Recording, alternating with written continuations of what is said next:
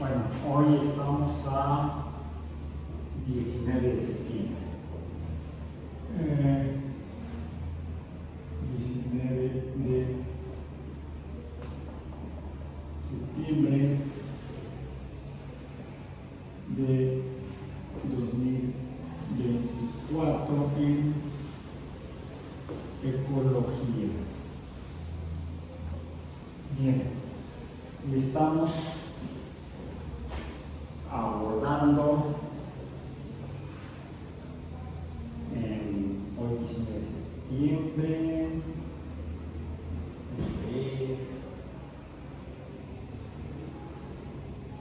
semana 10, estaremos cerrando la semana 10 del trimestre 24P o primavera,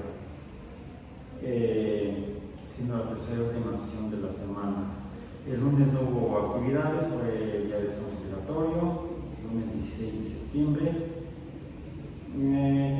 Ayer, miércoles 18 de septiembre, tuvimos una actividad de laboratorio, recordemos que nuestro laboratorio será afuera, para ecología, para fines de ecología, donde realizamos una actividad de muestreo para el posterior análisis de los datos en términos ecológicos mediante la técnica de cuadrante. El cuadrante que se utilizó fue un cuadrado es un cuadrado, en este caso de 1 metro cuadrado, de 1 metro por 1 metro, porque podremos tener la misma superficie en rectángulos, es decir, en polígonos de 4 lados, 2 paralelos con cada par paralelo, y podrían ser de longitudes diferentes cada par. En este caso son los 4 lados del cuadrilátero tienen la misma longitud, por lo tanto es un cuadrado de 1 metro por 1 metro, y cada lado está dividido o seccionado cada 20 centímetros, lo que nos deja entonces un cuadrado de 1 metro por 1 metro con 5 por 5, 25 cuadros de 20 por 20 centímetros. En cada cuadrado de 20 centímetros, una vez colocado el cuadrante sobre la superficie a muestrear, se registra lo que se observa. En este caso nos enfocamos en especies. ¿Cuántas especies de organismos identificables por nosotros? En este caso principalmente plantas y animales. No encontramos hongos. En este caso podríamos haber encontrado hongos, podríamos haber encontrado organismos simbiontes como líquenes, tal vez. No había líquenes en este caso. Lo hicimos en actividades deportivas. La información al respecto la compartí en el grupo en Facebook. Si puedo hoy, ayer ya no pude, voy a compartir 3 imágenes que son las coordenadas del sitio muestreado. Fue 19 grados 21 minutos 49 segundos norte, 99 grados 4 minutos 22 segundos oeste, aquí en la UAM, en la Universidad de Iztapalapa, por tanto en la alcaldía de Iztapalapa, en la Ciudad de México, y estábamos en ese sitio ubicados a 2.240 metros sobre el nivel del mar. El cuadrante colocado en la superficie a muestrear se orientó norte-sur,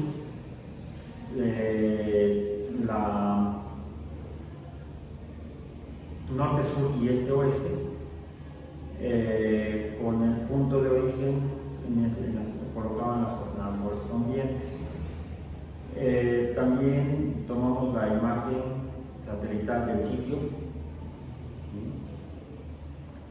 y voy a compartir también un acercamiento del lugar donde estaba el punto donde se observa. Estas son las 3 imágenes individuales individuales que capturé de pantalla, las subí en el sitio, las compartí en el grupo de Facebook nuestro grupo de este curso, como un mosaico con las 3 imágenes. Fue así como la compartí, no la tengo ya en el celular, la borré por cuestión de memoria. Entonces nos enfocamos en ese metro cuadrado y cada cuadrante de ese metro cuadrado, en identificar el número de especies en cada cuadrado, cuadrado de 2 por 2 decímetros, podríamos decir, o 20 por 20 centímetros, o 0.2 por 0.2 metros, o 200 por 200 milímetros. Sería en decímetros, sea 2 por 2, sean de 4 decímetros cuadrados cada cuadrado. Y lo que hicimos fue, como mencioné, tratar de identificar cuántas especies hay en cada cuadrado, de 2 por 2 decímetros, y por tanto en el cuadrante de un metro cuadrado. Podríamos, no lo hicimos por cuestión de tiempo, haber hecho un muestreo de tipo poblacional. ¿Cuál sería poblacional? Para eso necesitamos haber contado el número de individuos de cada especie en cada cuadrado, lo que requiere más tiempo, por supuesto, porque hay que ir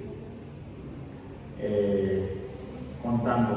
Toda esa información normalmente se recaba en el cuaderno o en la libreta de campo. Sus compañeros lo que hicieron fue tomar imágenes de cada cuadrado. Espero que las compartan posteriormente con ustedes. Bueno, eso fue lo que hicimos el día de ayer. Dentro del tema, dentro de la unidad que estamos abordando ahorita, que es la de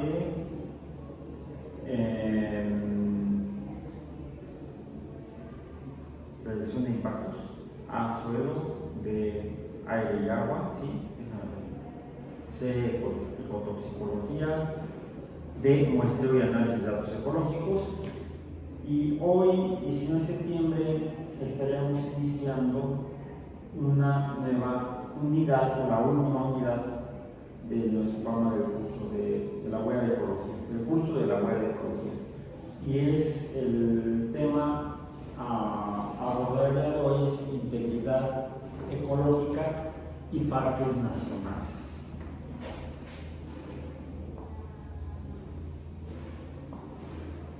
Parques nacionales.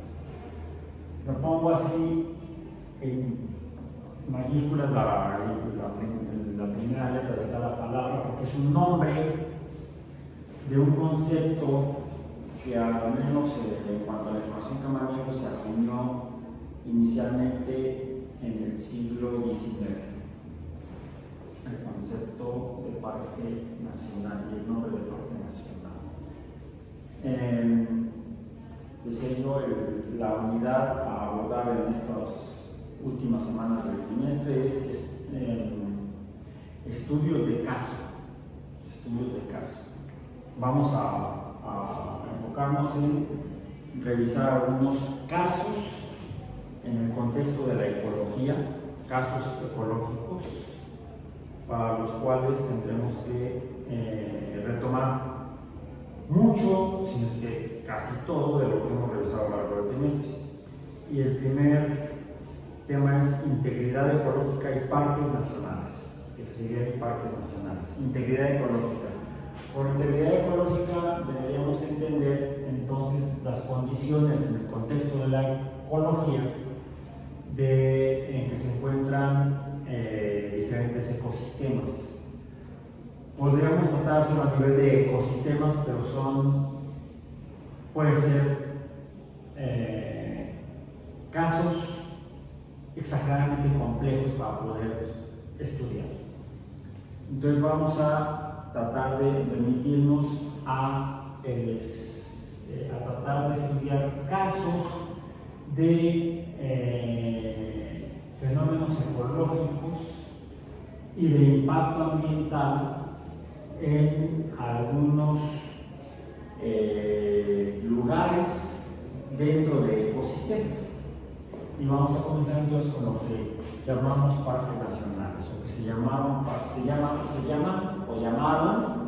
parques nacionales. Todavía la frase, el nombre, todavía se usa, y más o menos en el contexto de cómo se creó o acuñó el concepto de parque nacional. Que yo tenga noticia, y déjame verificar que no esté yo contando muchos cuentos.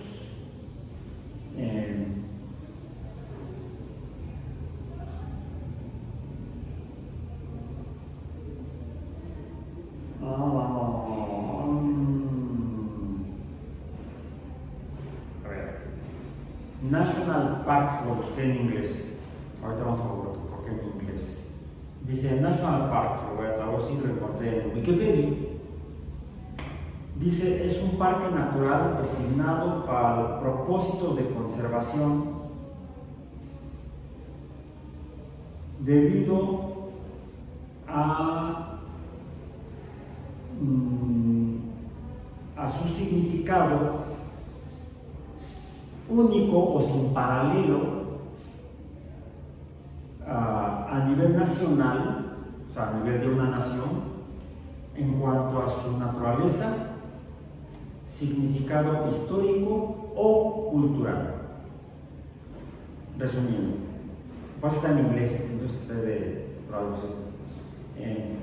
Un parque nacional es un parque natural designado para propósitos de conservación debido a su significado único, nacional, natural, histórico o cultural.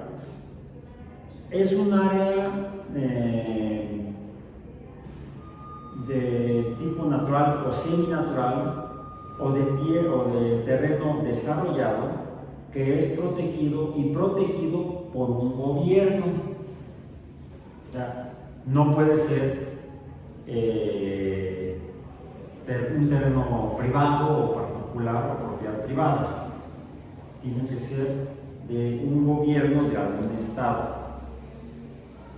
Aunque los gobiernos establecen diferentes estándares para la designación de parques nacionales, la conservación de la naturaleza silvestre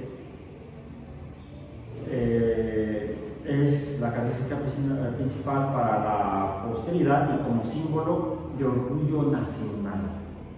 O sea, tiene que ver con conceptos culturales de la sociedad de esa nación que designa algún lugar natural, histórico o cultural como parque nacional. Bueno, como se ve, es algo bastante complejo, tendría que ver aparentemente más bien con aspectos sociológicos que ecológicos. Sin embargo, esto es la definición que nos muestra Wikipedia en el año 2024. Si nos vamos a la historia, parece que aunque hubo esfuerzos en Europa, por ejemplo en Nápoles,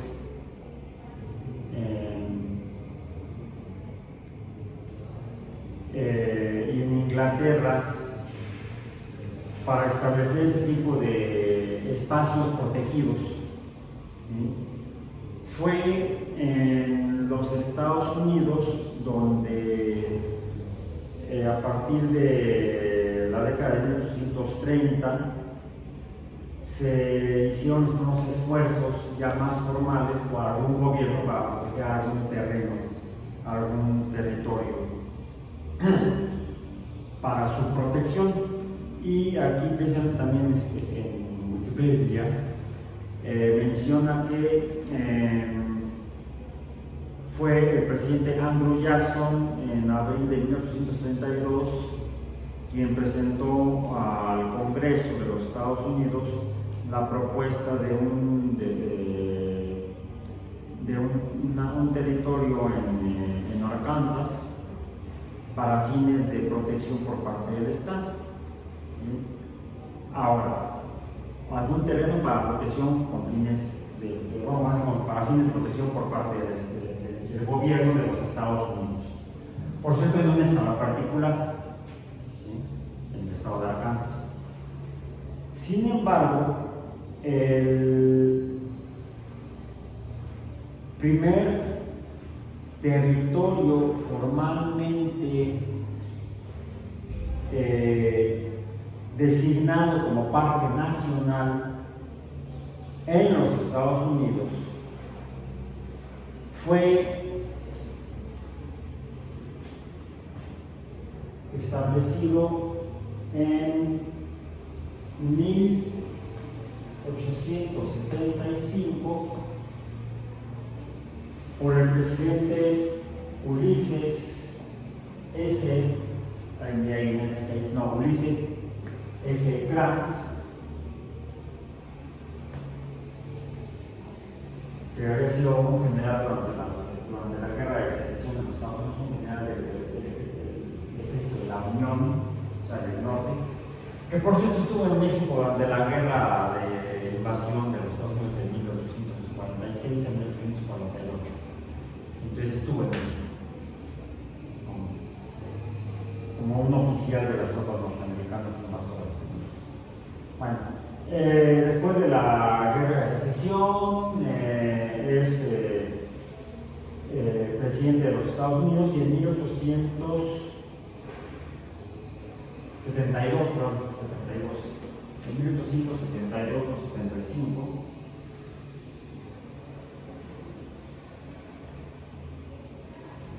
firmó el decreto que estableció una región del bosque de Yellowstone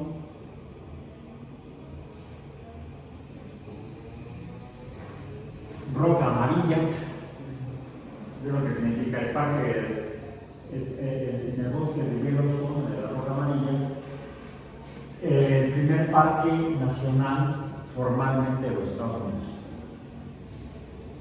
El Parque Nacional de Yellowstone, que sigue a nuestra fecha, a nuestros días, hasta estas fechas, como designado como un Parque Nacional de los Estados Unidos.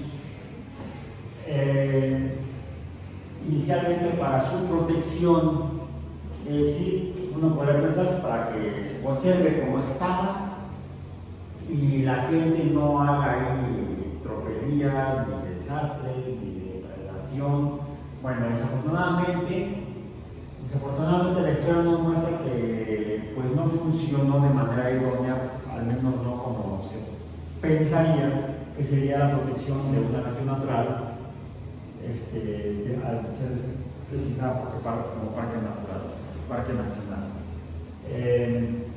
Porque, como ya vimos en una sesión anterior, les compartí un video donde se muestran los resultados después de la introducción de lobos grises en el Parque Nacional de Yellowstone. ¿Por qué introducción de lobos grises en el Parque de Yellowstone? ¿Por qué no había lobos en el Parque de Yellowstone?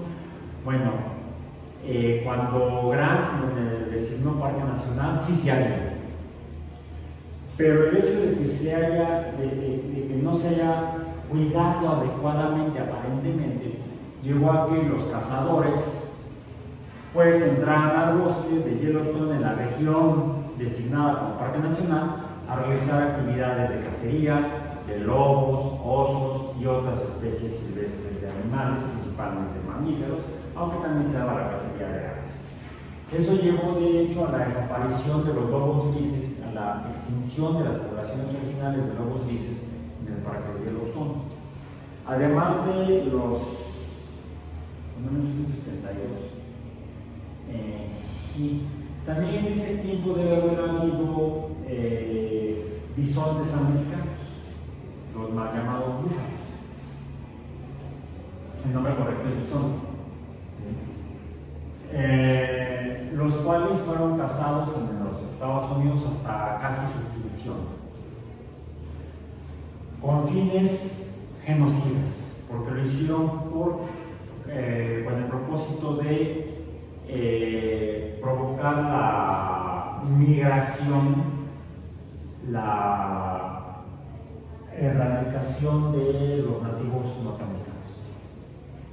Los nativos norteamericanos habían vivido desde hace decenas de miles de años, tal vez, quizás desde que llegaron al continente las primeras poblaciones humanas. Una de sus formas de supervivencia era a través de la cacería de especies, por supuesto, silvestres no domésticas, entre esos los bisontes, los mal llamados búfalos. Por supuesto los cazaban con herramientas simples, con armas simples como lanzas, arcos, flechas, quizá a través de emboscadas, o quizá a través de la provocación de estampidas, en las cuales en estampidas algunos ejemplares están lesionados, entonces es más fácilmente atrapables por los humanos. Pero por supuesto la cantidad de presas que podían conseguir eran pocas, suficientes para su manutención, para el sostenimiento de las poblaciones humanas. Eso había llevado entonces a una convivencia, vamos a decir, donde se mantendrían las poblaciones, la magnitud de las poblaciones humanas, el tamaño de las poblaciones humanas y el tamaño de las poblaciones de bisontes, ¿sí? Sin mayor perturbación del ecosistema correspondiente. Y así se desarrolló hasta el siglo XIX, cuando los descendientes de los europeos que llegaron a habitar la costa este de Norteamérica y establecieron las iniciales 13 colonias norteamericanas, algunas por inmigrantes, si todos eran inmigrantes, o inmigrantes ingleses, irlandeses, escoceses y demás eses, galeses. También habría holandeses, belgas, franceses. Incluso más al sur hasta españoles, en la costa del Atlántico, en la península de Florida se ubicaban españoles. Entonces, una gran cantidad de nativos europeos migran a la parte norte del continente y se van estableciendo, van conviviendo inicialmente con los nativos americanos y después los van desplazando. Cuando se establecen ya los Estados Unidos, después de como nación independiente de la corona británica a partir de 1876, aunque en realidad la guerra termina hasta 1780 y algo, no, 1782 creo que es cuando finalmente los colonos norteamericanos derrotan a las tropas inglesas,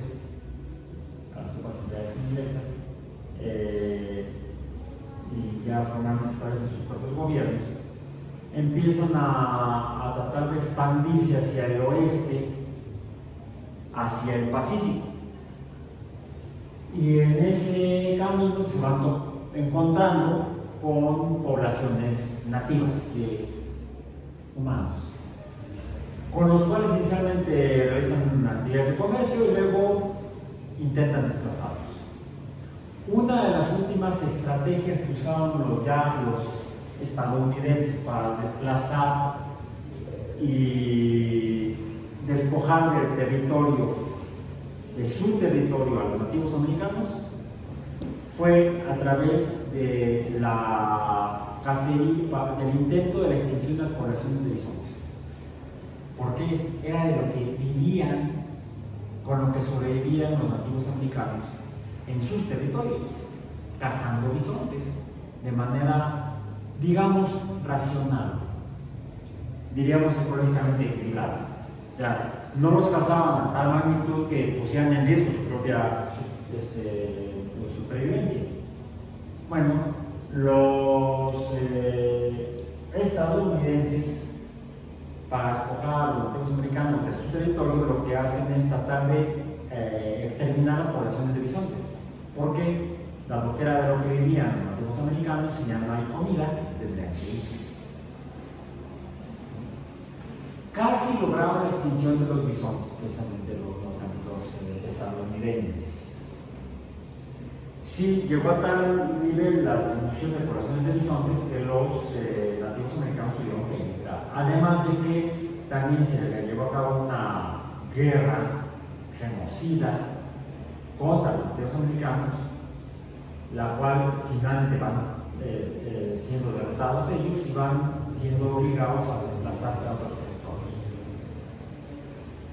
los cuales son tomados precisamente por los estadounidenses, y de esa manera se va expandiendo hacia el oeste. Después se expanden hacia el sur,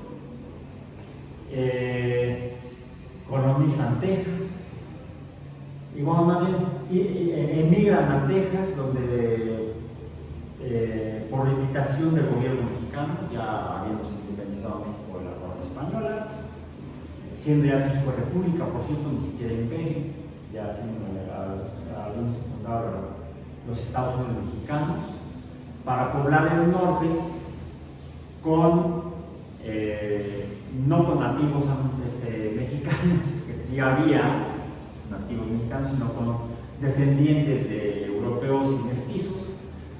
Al haber una población de europeos y mestizos muy baja en el norte de México, se hace una invitación a estadounidenses a habitar el territorio del norte, de lo que sería Texas y Tamaulipas. Algunos aceptan, se les ofrecen tierras, solamente se les exige que trabajen la tierra, labren la tierra y adopten el catolicismo, porque México nace como una nación católica. Hay una religión de Estado oficial, que es el catolicismo. Bueno, la mayor parte de los estadounidenses eran protestantes de diferentes denominaciones. Y entonces dicen sí, asumimos el cristianismo, el catolicismo. Pues no. Se rebelan contra el gobierno mexicano, reciben ayuda de los Estados Unidos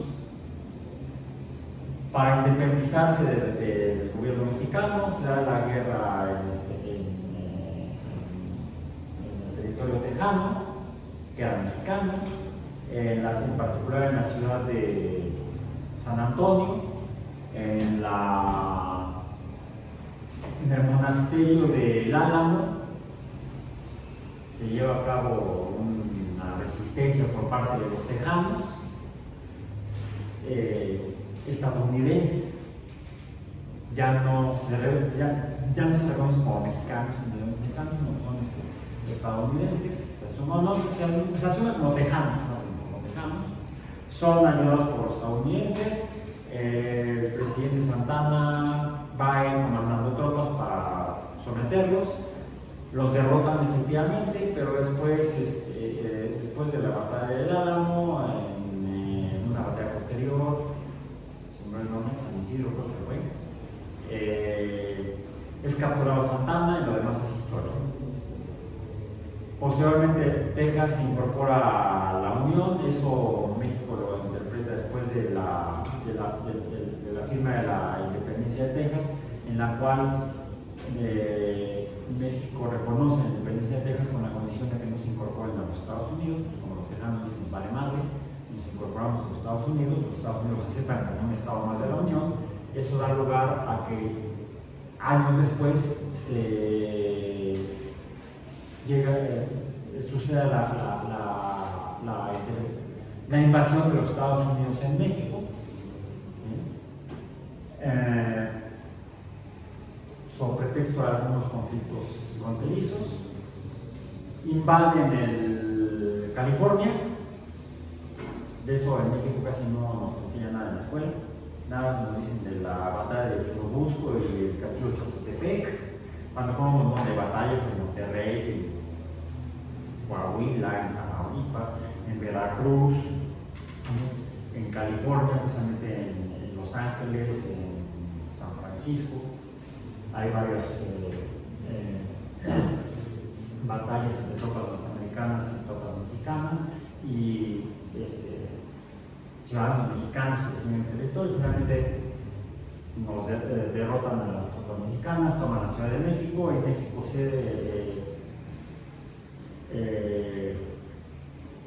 cede, vende, le compran. Los Estados Unidos se quedan con más de 2 millones de kilómetros cuadrados de México.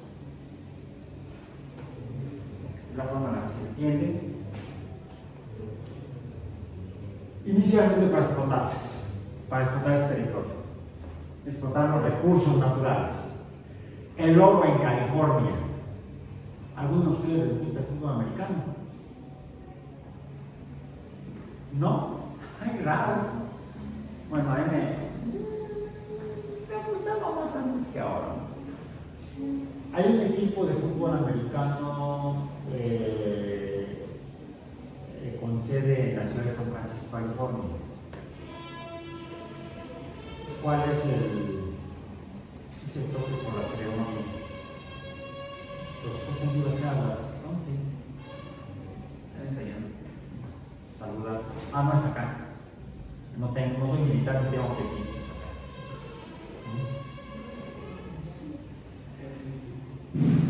Me acuerdo de los toques de corneta. Bueno, entonces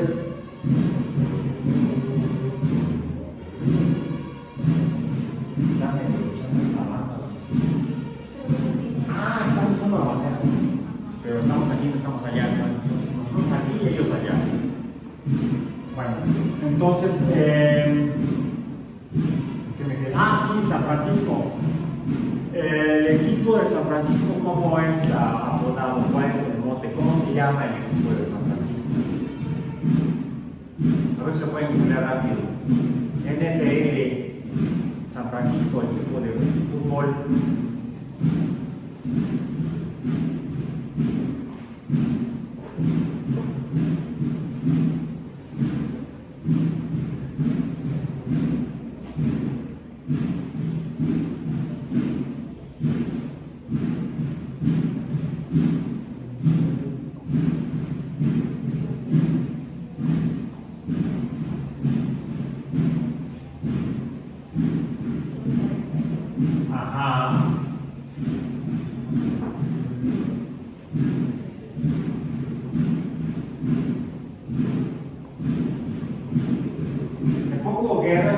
Fue en realidad una invasión de los Estados Unidos a México, donde obtienen más de 2 millones de kilómetros cuadrados que era territorio mexicano, en el norte.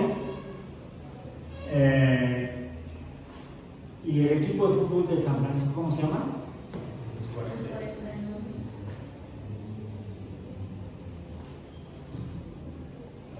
Los 49ers. ¿A qué suena?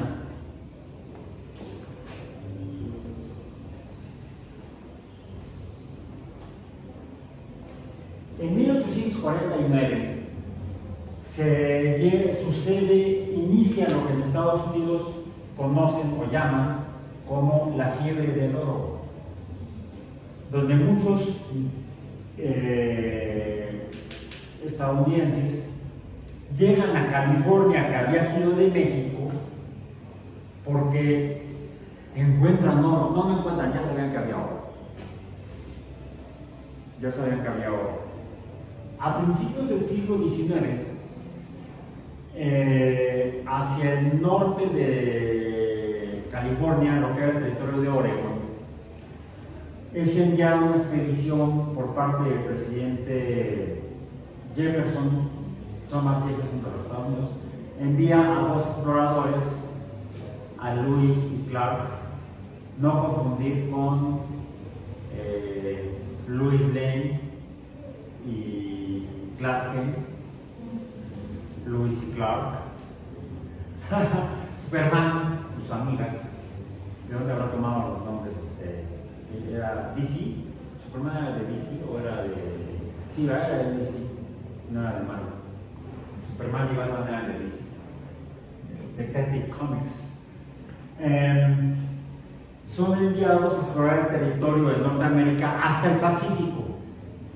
Llegan al norte de California, en lo que es el territorio de Oregón, no entran a California porque era territorio mexicano. Entonces, para no provocar ahí un conflicto internacional, no entran al territorio mexicano. Pero en la exploración que hacen, que es un viaje de investigación que podríamos calificar como ecológica, van a buscar qué hay ahí en la naturaleza, tanto biológica como mineral, y encuentran que es un territorio vasto y rico en lo que llamamos actualmente, en el contexto del uso de la naturaleza, recursos naturales. O sea, un territorio muy interesante para los Estados Unidos. Y por supuesto, la costa del Pacífico debe ser muy parecida hacia el sur. De ahí que los Estados Unidos se han interesado desde entonces en hacerse de ese territorio. Entonces, pero eso finalmente lleva, el uso de los factores naturales lleva quizá a una sobreexplotación y entonces una degradación del estado natural de los ecosistemas. Y aparentemente es eso lo que llevó a que el gobierno de Estados Unidos, en un esfuerzo de aproximadamente 30 años, que ya mencioné que los primeros esfuerzos eran en la década de los 30, en 1832, en 1872, cuando Ulysses Grant declara el primer parque nacional, que es el de Yellowstone, que está revisen en qué estados está, porque es una colindancia de 2 o 3 estados del norte centro de los Estados Unidos. Entonces, con el fin de proteger inicialmente los recursos naturales o el dejar más y perturbar la naturaleza, se decretan parques nacionales. Sin embargo, pues no funciona. Lo extinguieron a los lobos, por ejemplo. Y la extinción de diferentes organismos de la pirámide trófica lleva a la perturbación de toda la pirámide. Con el tiempo se van dando cuenta de eso y van estableciendo políticas y medidas administrativas de cuidado y protección. Y así es como evoluciona en los Estados Unidos el concepto de parques nacionales. Con el tiempo se van decretando otras regiones para su protección por parte del gobierno de los Estados Unidos. Sin embargo, siempre ha habido un conflicto entre los intereses de quienes quieren obtener los recursos para explotarlos, comercializar con ellos, obtener riqueza económica, con los intereses de protección. Los parques nacionales tienen el objetivo original de proteger, ser factores para la protección de la naturaleza.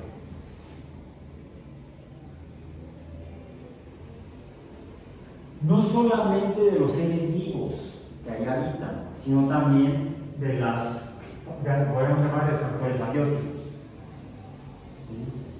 Hasta por cuestiones estéticas, un paisaje es bello por sí mismo desde un punto de vista estético. Entonces quizá por eso queramos conservarlo así. Ya mencioné que ya leí que de acuerdo con la definición de parque nacional que encontramos en Wikipedia, pues no solamente es protección de la naturaleza, sino de sitios históricos, de valor histórico para las naciones. Es un concepto social, un concepto cultural de sociedades. Por ejemplo, el antiguo monasterio del Álamo fue decretado Parque Nacional en los Estados Unidos. No por sus condiciones naturales, sino por ser un sitio significativo de la historia del desarrollo de los Estados Unidos, así como les partimos el queso a los rebeldes tejanos que se querían independizar de México. Esa es de las pocas batallas que México ha ganado. Defendiendo territorio nacional, porque recordemos que Texas en ese momento era territorio nacional. Entonces está el Parque Nacional de El Álamo, que no es un parque nacional natural, sino un parque nacional histórico. Hay otros que se designan, como leímos, por cuestiones culturales, no necesariamente históricos. Y eso ha sido en los Estados Unidos. Bueno, en México, pues de entrada, recordemos que mencioné que finalmente los Estados Unidos invaden a los Estados Unidos mexicanos. Los Estados Unidos de América, surgidos de las 13 colonias, invaden a los Estados Unidos mexicanos, los cuales estamos cumpliendo 200 años. Bueno, el año pasado cumplimos 200 años de ser Estados Unidos mexicanos. Entonces, ¿qué celebramos durante el 2010? Pues no mucho. Está ahí la estela de Pus, la suavicrema, la estela de luz, como un monumento conmemorativo de los 200 años del inicio de la Guerra de Independencia, del Virreinato de la Nueva España, más bien del inicio de la lucha de los insurgentes contra el virrey de la Nueva España, 1810. Finalmente, después de una guerra civil de 11 años, en septiembre de 1821, las tropas virreinales se rebelan contra el virrey y comandadas por Agustín de Iturbide, junto con las tropas insurgentes comandadas por Vicente Guerrero, se unen, hacen un pacto y deciden dar fin a la guerra civil y promulgan la posterior declaración de independencia del Imperio Mexicano de la corona española. México nace como nación independiente en 1821 como Imperio Mexicano. Después pues, no nos gustó el imperio y entonces nos decidimos acabar con correr al emperador, luego quiso regresar, entonces lo atrapamos, lo fusilamos, dijo no vas a regresar al trono, y México decide erigirse ya no en una nación imperial, sino en una república. ¿Y cómo lo hacemos? Pues necesitamos un documento que nos constituya como república, una constitución. Un documento constitucional en el que nos constituimos como república. ¿Y cómo lo hacemos? Aunque había un antecedente que eran los sentimientos de la nación de Morelos, es ahí donde se propone, donde alguien escribe inicialmente una idea de cómo hacer una nación mexicana, lo hace el cura José María Morelos y Pavón. Ese documento finalmente no es el que se toma para establecer a México como nación republicana, como una república independiente, sino que hacemos una mala copia de la Constitución de los Estados Unidos de América. Es por eso que nos constituimos como Estados Unidos mexicanos.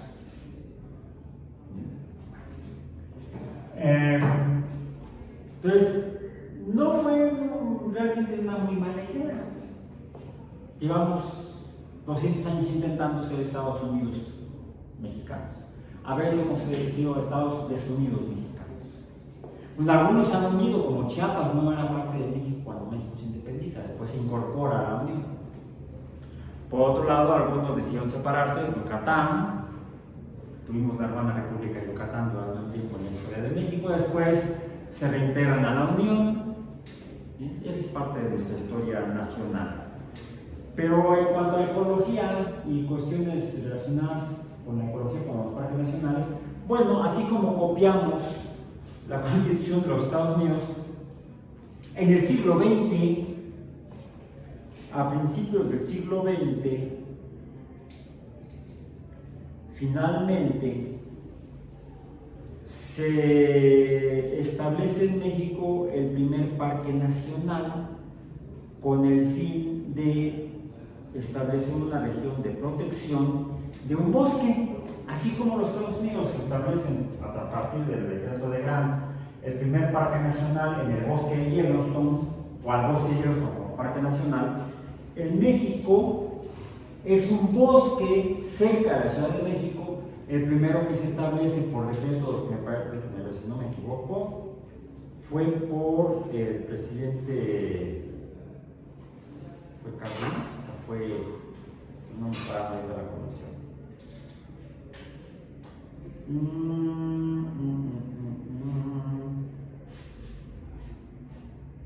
No, fue Venustiano Carranza, ya encontré datos. En 1917, el presidente Venustiano Carranza declaró Parque Nacional al Desierto de los Leones. ¿Lo conocen? ¿Han ido ahí? Yo sí, varias veces, ya me cansé de ir.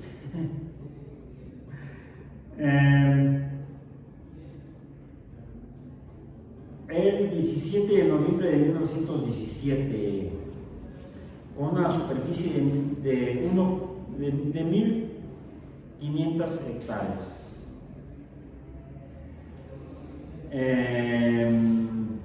Con el propósito de proteger a los recursos naturales del bosque, del desierto de Lorenzo, en el cual hay un convento.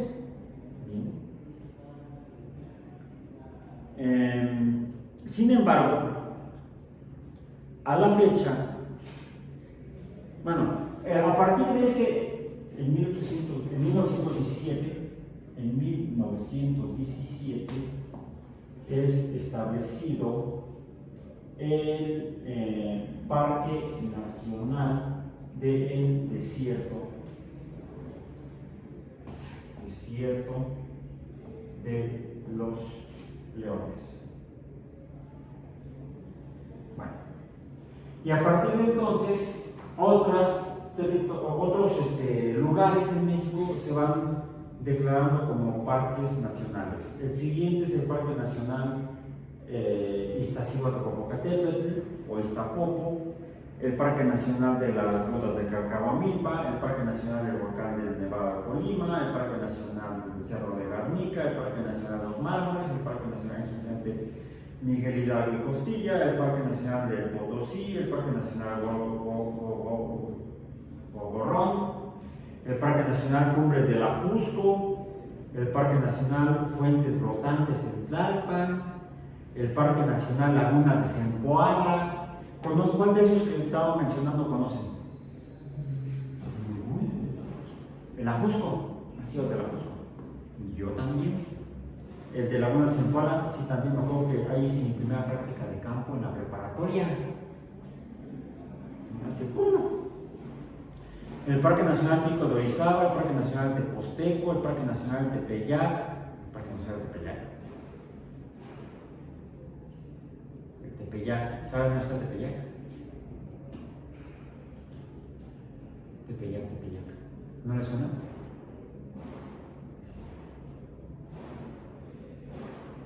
¿No han ido? ¿Me mandé? La basílica. Sí. La Basílica de Guadalupe está en el Tepeyac. El Parque Nacional Cofre del Perote, el Parque Nacional Cerro de las Campanas. Ese sería histórico. ¿Por qué el Cerro de las Campanas?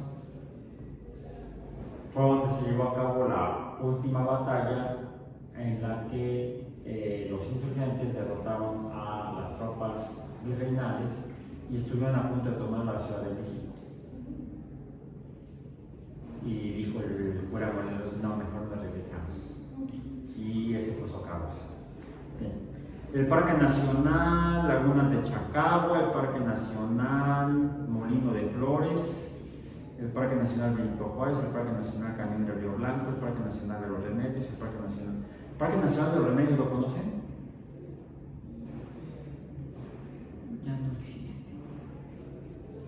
Si encuentran la lista en Wikipedia, van a ver que hay varios que dicen, hay una tablita, y por eso está actualizada a julio de 2019. Dice, está una tabla con varias columnas, y en la tercera columna dice Parque Nacional Desierto de los Leones excluido. ¿Ya le contaste la tabla? Luego, Parque Nacional Cerro Garnica excluido. Parque Nacional Gogorrón excluido. Parque Nacional Fuentes Brotantes en Tlalpan excluido. Sin embargo, hay otro que dice Parque Nacional Lagunas de Zempoala, Sinapa.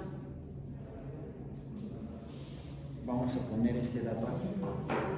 Entonces, el Parque Nacional decretado por el presidente Carranza, el desierto de los Leones, ya no lo es, está excluido. Sin embargo, el Parque Nacional ¿cuál dijimos? Lagunas de Zempoala,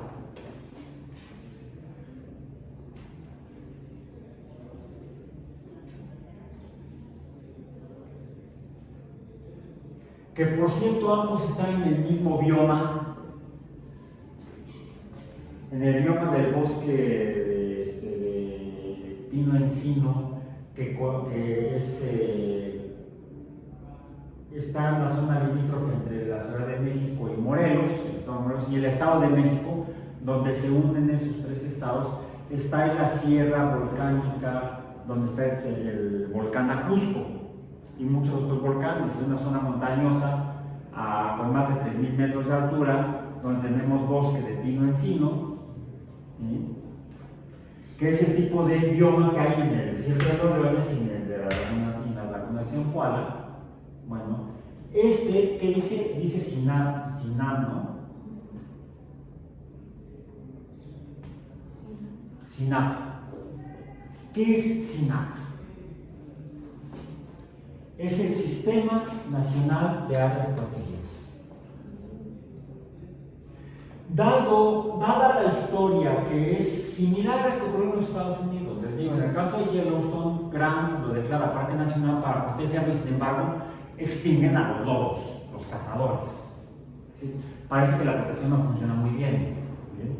De hecho, con el tiempo, aunque se van creando nuevos parques nacionales en los Estados Unidos, como territorio de propiedad del Estado, del gobierno, propiedad del gobierno federal, son terrenos federales, como hay ahí recursos naturales, pues por presión de empresas que quieren explotar los recursos naturales, algunos presidentes les van dando permiso a algunas empresas de extraer recursos naturales de sus lugares. Y eso lleva entonces al deterioro, a la degradación de los recursos, bueno, de los factores naturales, de los recursos naturales, en lo que originalmente tenían que ser territorios protegidos, parques nacionales. Entonces es una lucha entre los gobiernos para proteger los recursos naturales de la nación y las empresas que buscan ávidas de explotar esos recursos, quizá para uso por la población, pero por supuesto para fines comerciales, para fines monetarios, para usarlos y enriquecerse las empresas. Sí, hay recursos que son necesarios para el progreso y bienestar de las sociedades humanas, de la población, de las naciones, pero ¿cómo hacerlo? Eso lo veremos después. Ahorita enfoquémonos en el concepto de protección. La protección no ha sido entonces la que se buscaba originalmente. Es el caso de los Estados Unidos. México, ¿qué onda? Bueno, en México ha pasado lo mismo. De hecho, el Parque de los Leones, el territorio que era originalmente el Parque Nacional de los Leones, ha sido, no todo, pero una buena proporción ha sido urbanizada desde entonces. Por supuesto, entonces la protección no funcionó. Eso llevó, en la práctica, la no protección llevó a que finalmente se viera que el concepto original del Parque Nacional en México no funcionó como se hubiera esperado.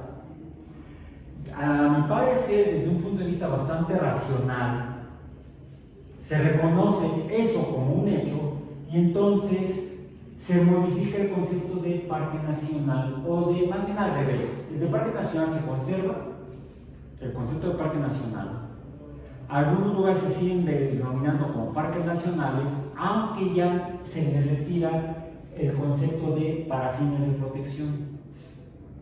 Lleva a que se genere otro concepto nuevo para, ahora sí, establecer o reforzar medidas de protección del territorio, tanto natural como histórico. También en México también se establecen parques nacionales por los mismos conceptos que se manejaron que se manejan en los Estados Unidos. Parques nacionales naturales, parques nacionales históricos, parques nacionales culturales e incluso otras regiones de protección, no necesariamente para fines naturales o por la naturaleza per se.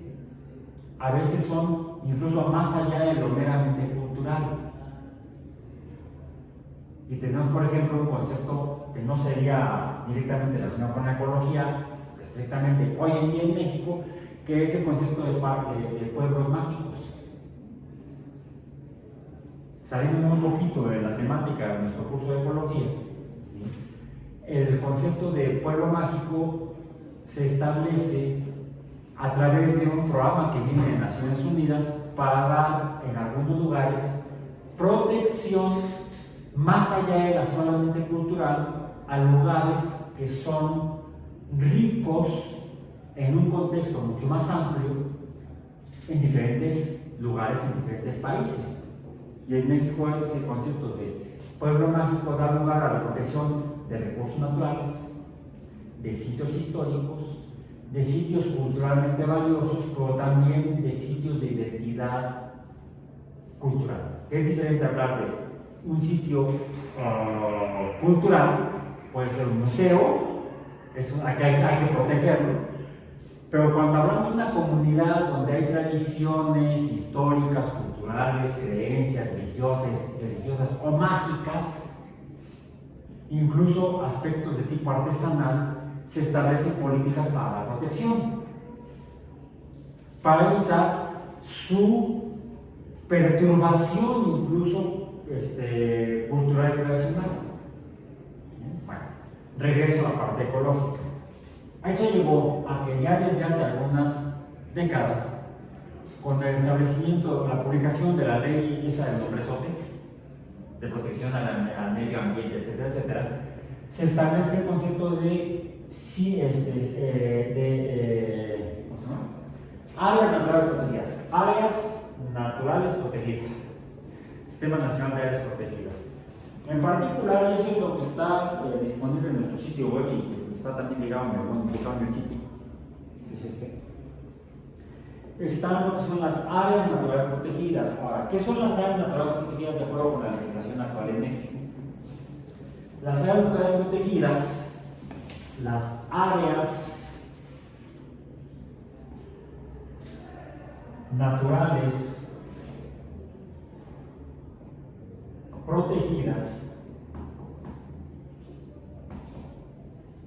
son más que un concepto ecológico, es un concepto basado en ecología, pero es un concepto legal, porque permite el establecimiento de medidas de protección legal para reforzar lo que originalmente había sido el concepto de parque nacional. El concepto de parque nacional en México no funcionó, en otros países tampoco, pero bueno, el asunto de otros países es asunto de otros países. En México, que es donde estamos nosotros, que es donde debemos entender cómo hacer las cosas mejor. Las áreas naturales protegidas son las herramientas, como herramientas estables, se consideran como herramientas de tipo legal, más efectivas para conservar los ecosistemas. ¿De acuerdo? Esto lo describe el sitio web del Gobierno de México, de la Secretaría del Medio Ambiente, y Áreas Naturales, de la Semarnat, donde establece precisamente en este sitio web, dice GOV.mx, CONAM, la Comisión Nacional de Áreas Naturales Protegidas, la CONAM, dice entonces: las áreas naturales protegidas son las herramientas más efectivas para conservar los ecosistemas, ecología, permitir la adaptación de la biodiversidad y enfrentar los efectos del cambio climático. O sea, pasamos del mero interés de qué bonito paisaje, qué bonitos animales y vamos a cazarlos, 1872 en los Estados Unidos, 1917 en México, a el siglo XXI en México, pero en el contexto del fenómeno del cambio climático.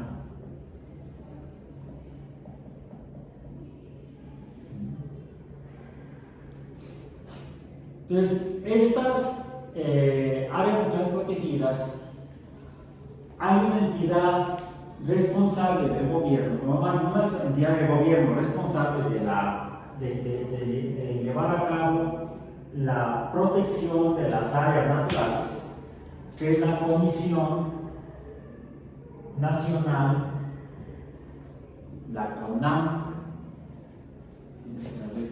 las siglas son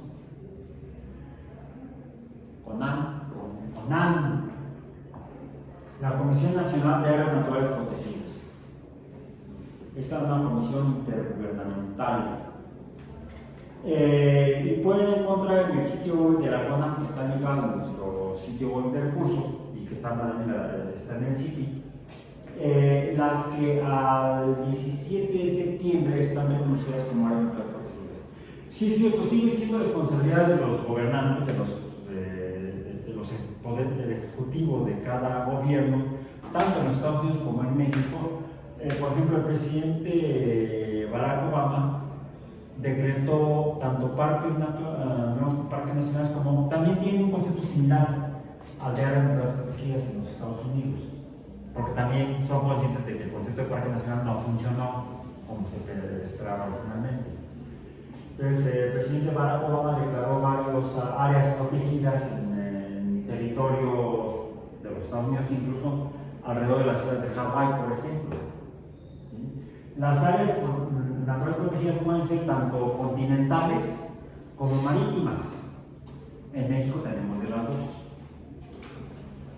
Y afortunadamente hemos tenido gobiernos muy responsables que han declarado áreas naturales protegidas. De las últimas que se han decretado en México, de las últimas áreas naturales protegidas, está la de el lago de Texcoco, que ustedes ya revisaron en su evaluación previa. Fue la segunda, tercera, ya pedí yo la segunda evaluación parcial. Bien, bueno, en este sitio web van a encontrar entonces ustedes las que al día de antier, Comisión Nacional de Áreas Naturales Protegidas, 17 de septiembre de 2024, cuáles son las decretadas y vigentes, reconocidas por el Gobierno de México a través de la CONAM como áreas naturales protegidas, de acuerdo al artículo 44 de la Ley General del Equilibrio Ecológico y la Protección del Ambiente, o se le dice la ley del compresor, la LGEEPA, el GEPA, que dice: las áreas naturales protegidas o ANPs, son zonas del territorio nacional y aquellas sobre las que la nación ejerce soberanía y jurisdicción, en las que los ambientes originales no han sido significativamente alterados por la actividad del ser humano.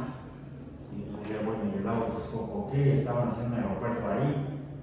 O que sus ecosistemas y funciones integrales requieren ser preservadas y restauradas y quedarán sujetas al régimen previsto en esta ley y los demás ordenamientos aplicables. De acuerdo a lo que ustedes revisaron en su evaluación, en su segunda evaluación, respecto al caso del lago de Texcoco, ¿qué aplicaría? De esto te describe de acuerdo al artículo 44 de la LGEPA. ¿Sí? Esto de acuerdo al artículo 44 de la Ley General del Equilibrio Ecológico y Protección Ambiental, la LGEPA. Es decir, en las que los ambientes originales no han sido significativamente alterados. Hay, por ejemplo, algunas áreas naturales protegidas, por ejemplo, en la península de Yucatán, que afortunadamente, como están muy... ¿quién puede vivir ahí? Los flamencos, las garzas, las ranas, los cocodrilos, pero no las personas, afortunadamente. Esas habían sido ecosistemas que no han sido significativamente alterados, u otros como el lago de Texcoco, que dice que requieren ser preservadas y restauradas. ¿Por qué se insistió en el gobierno actual, que está por terminar? ¿Por qué se estableció el lago de Texcoco como un área natural protegida? A ver, no ha sido o no había sido significativamente alterado. No, sí, quedaban restos del original lago de Texcoco cuando llegamos españoles a estas tierras. O requiere ser preservada y restaurada esa región del área natural protegida del lago de Texcoco. ¿Por qué? ¿Por qué requiere preservación y restauración sobre todo? ¿Por qué la insistencia del gobierno está por terminar de decretar área natural protegida a eso donde había habido un lago y estaban haciendo un aeropuerto? ¿Por qué?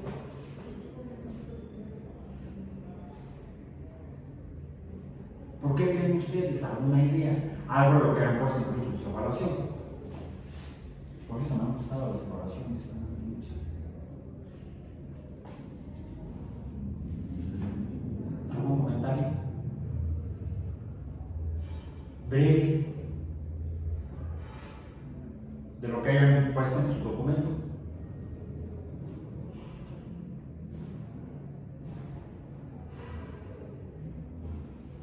Sin miedo, no te reprimas.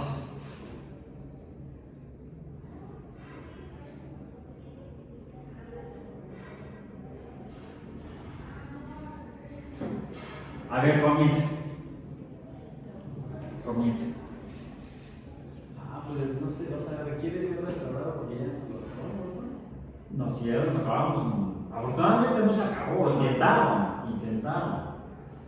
Pero ¿por qué restaurarlo? ¿Por qué intentar restaurarlo que sea de a poquito?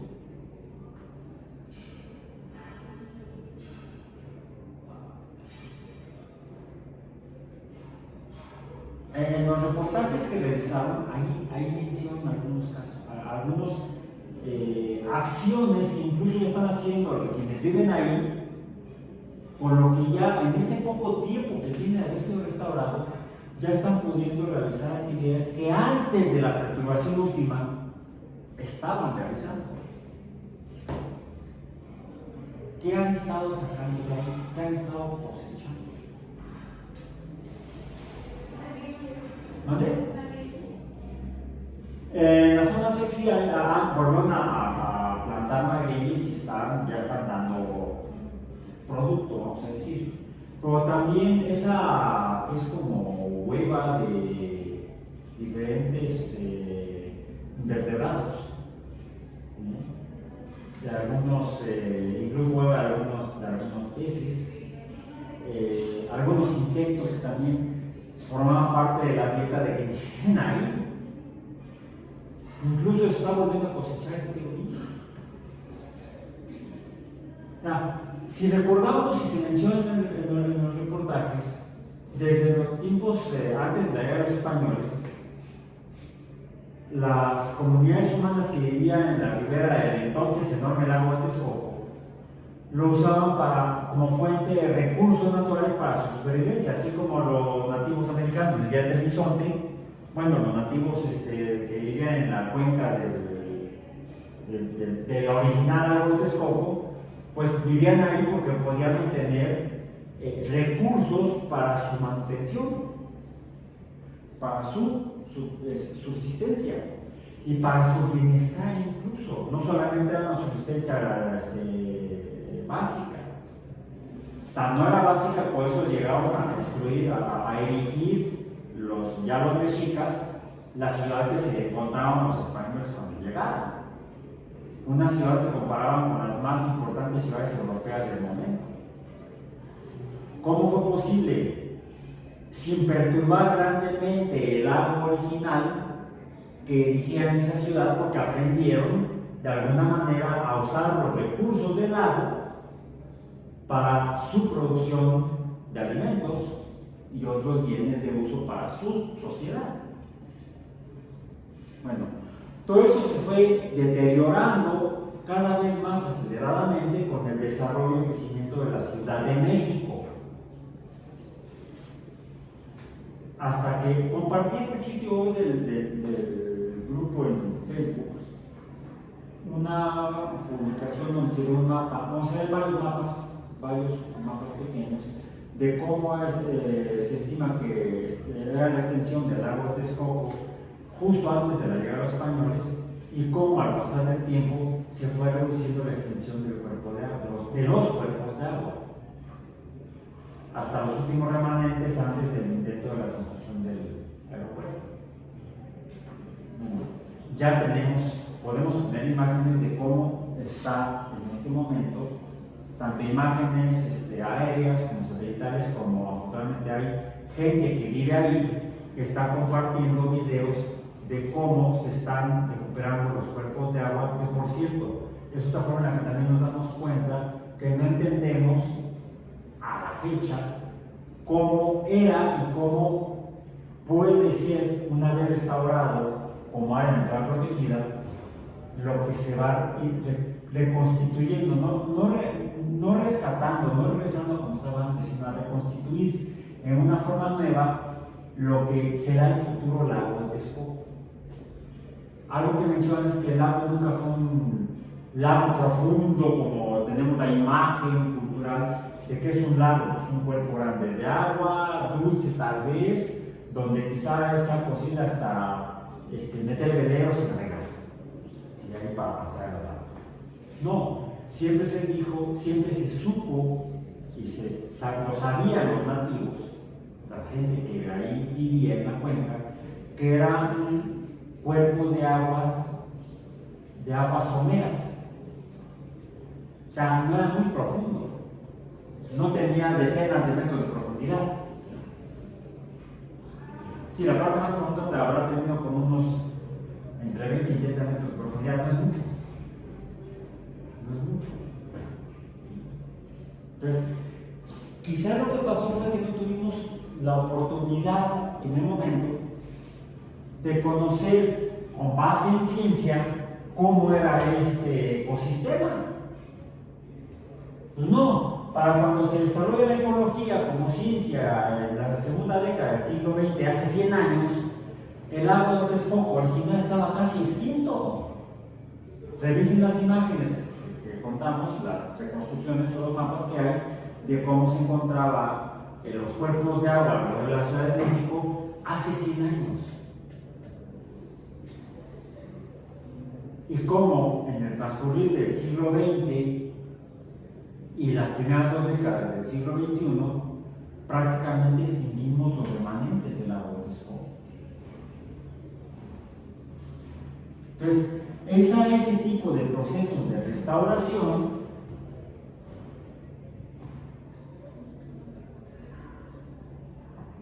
a los que debemos acudir, que no es equivalente, esta restauración ecológica no es para nada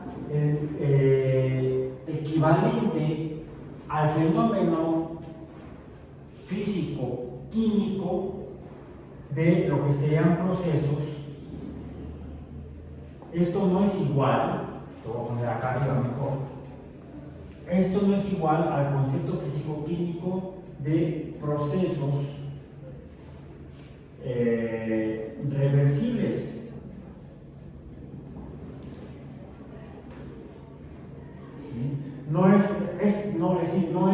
Tenemos A más B que se va a transformar en C más D, pero de acuerdo a la fisicoquímica, incluso la termodinámica, entendemos que en la fisicoquímica y la termodinámica en particular hablamos de procesos reversibles. ¿A qué se refiere? A que así como A y B van a producir C y D, bueno, si tenemos C y D, van a poder dar lugar o producir a A y B como productos de estos reactivos.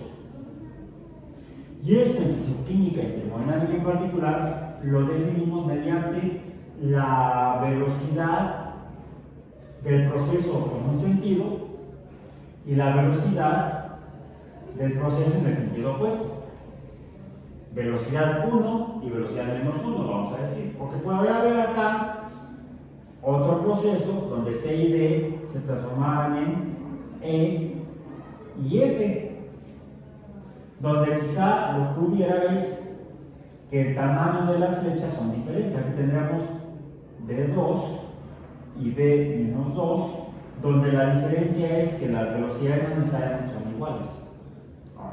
Cuando hablamos de que las velocidades V1 son iguales, la velocidad 1 es igual a la velocidad menos 1, esto lo definimos como equilibrio físico-químico.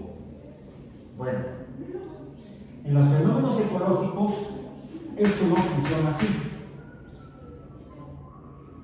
En los fenómenos ecológicos, formalmente, desde un punto de vista físico-químico, termodinámico, estamos hablando de procesos no reversibles.